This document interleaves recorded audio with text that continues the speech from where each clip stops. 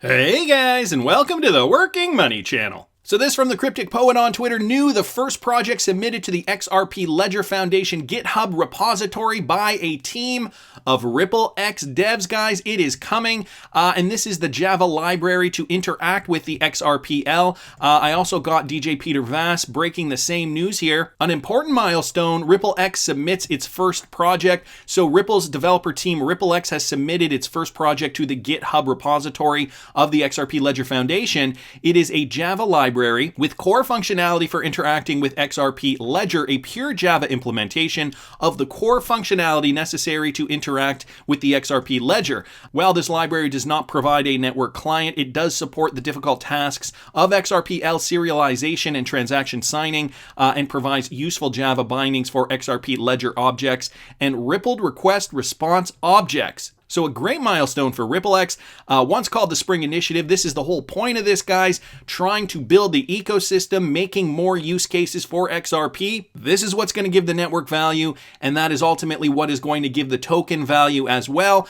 So I got to thank DJ Peter Vass here and also the Cryptic Poet for posting that. Another one here, guys, from TEHOLBEDDICTXRP. Newspay runs on Ripple, and for those of you guys who do not know, Newspay was set to unveil most secured cross-border payment facilitated by deep tech on a decentralized platform. So Newspay, a pioneer in the next-gen virtual account payment platform, is set to unveil its avant-garde cross-border platform with the world's fastest cross-border fund transfer protocol. Newspay has established itself as a fintech company, and now it aims to disrupt the contemporary remittance platforms with the most advanced payment platform. It expands upon the shortcomings of the concurrent platforms and solves them with ease. Cross-border is not only fast when it comes to remitting funds, it also adds a staggering amount of security features that transcend the current competition of conventional money transferring protocols. And for those of you guys who are probably questioning this, let me remind you that Newspay is a RippleNet partner. So courtesy of TEHOLBEDDIC, once again, links this from Newspay's official website up here. The technology stack, they are a RippleNet partner. So big news there, more partnerships in the space. RippleNet partners working their way out to make the cross-border remittance ecosystem more user-friendly.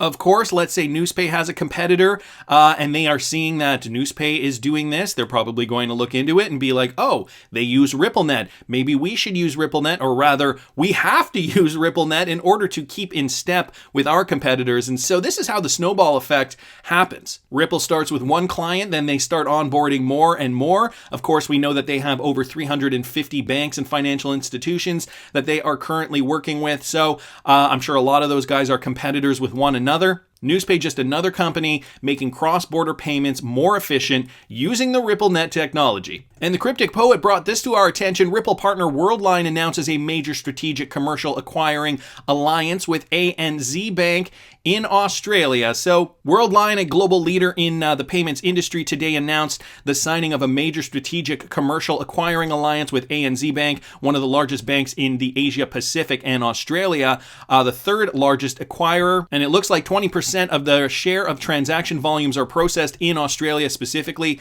Gilles Grapinet, Worldline's chairman and CEO, said the strategic alliance announced today between Worldline and ANZ is a landmark transaction for the group, and I'm very honored that Worldline has been selected by ANZ to take over the control of its merchant acquiring business as the long-term partner of choice to deliver state-of-the-art products and services to its very large portfolio of merchant customers. Australia is a highly attractive strategic market, as it is very close to Europe in terms of market structure, standards, and technology, with a high-level adoption of electronic payments, backed by a solid macroeconomic environment and a strong long-term growth potential. The Australian market represents a rare opportunity to scale up our platforms and roll out our innovative solutions in very close partnership with such a leading institution as ANZ. Mark Hand here, ANZ's Group Executive Australia Retail and Commercial Manager, said that partnering with a global payments provider means we can combine our banking expertise with Worldline's leading solutions to offer Australian customers world-class services. So Australia, an attractive payment market. Australia is a highly attractive and strategic market for Worldline. It is the 14th largest economy in the world and the 5th largest in Asia. It enjoys robust economic performance with a low unemployment rate and limited public indebtedness, sustained by its its consistent policy frameworks, strong institutions, attractive investment environment, and deep trade ties with Asia. So a big partnership there. And I don't know if you guys know this, Worldline, a Ripple partner, did a video on this a year ago now, maybe more. I'll see if I can find it. I'll link it up here in the top right-hand corner for those of you guys who may not have caught that. A lot of us in this space, you know, we've been here for a while, and so these names ring a bell. It's like Worldline, yeah, they're a Ripple partner. When we see a partnership or some new news with Worldline, for example, it's worth noting because Ripple is working in the background with a lot of these companies and have been since 2018, right? They've been building up their slate, continuing with partnerships, and once we see some meaningful cryptocurrency regulatory clarity, all this is going to roll out, and I have a feeling many of these companies are going to be utilizing XRP in a real world use case. So, of course, the cryptocurrency regulation is still a bit murky. Some countries have it, other countries do not. This is why we're keeping tabs on the news. And, you know, it's interesting because every now and then we do hear about a new XRP killer or a potential XRP killer. Here's why Velo could be the next XRP killer. Killer sounds more like an attempt to compete, exaggerating a little bit, and I find that this happens quite a bit. This from Poochie at Poochie1967 on Twitter. So this article from FX Street, here is why Velo could be the next XRP killer. So they are a blockchain-enabled platform that aims to disrupt the international remittance market by enabling worldwide settlement. The use of smart contracts successfully serves the purpose of eliminating unnecessary third parties with the system. The blockchain startup aims to leverage the distributed ledger technology benefits to make the cross-border payment process efficient. Velo enables trustless direct transfers using digital credits pegged to a 1-to-1 ratio with any fiat currency. The primary focus for this network is Southeast Asia, where numerous countries and languages are relatively small, each having its own financial system. So, of course, you know, they are doing this. It sounds like they're doing the same thing as Ripple, at least. They talk a little bit about the remittance market and how it's right now it's inefficient. Of course, RippleNet, a bigger company, has a bigger presence around the world, and I agree with Poochie1967 here. Not so much an XRP killer, more just an attempt to compete. We got to think to ourselves. Velo. Now, I found them here on CoinMarketCap, and although the coin is trading above $1, they are ranked 2,618th on CoinMarketCap. So they don't have a huge market cap, which means they don't have huge daily volume. What is really going to make a difference in the world of cross-border payments is going to be the liquidity. We need the liquidity. We've heard it from David Schwartz. We've heard it from Brad Garlinghouse. The liquidity is what's really needed in order to have a valuable transfer system, i.e. RippleNet utilizing XRP. What Ripple is doing is they're building the liquidity in order for this not to be a problem. Now, do you see Velo doing this? I think not. Have you even heard of Velo before today? I think most of you would likely say no. And so I did find this. This is Velo's website, velo.org, next generation financial protocol for businesses. Their core mission is to build a decentralized settlement network that allows its trusted partners to securely transfer value among one another in a timely and transparent manner. Velo's initial focus would be on business partners in the remittance and money transfer spaces in Southeast Asia, followed by the wider Asia Pacific region and beyond. So they're up to the task, it sounds like. However, it'll be a mighty feat to take down Ripple and the partnerships that Ripple has already forged in this space. It looks like they are trying to target cross-border remittance, lending, digital credits, payments, and loyalty points here, issuing and using digital credits. So when it comes to solving the problem of a limited adoption of blockchain technology in the current landscape of financial services, Velo proposes a next-generation financial protocol to aid in the assistance of collateral-backed digital credits for real-world use cases.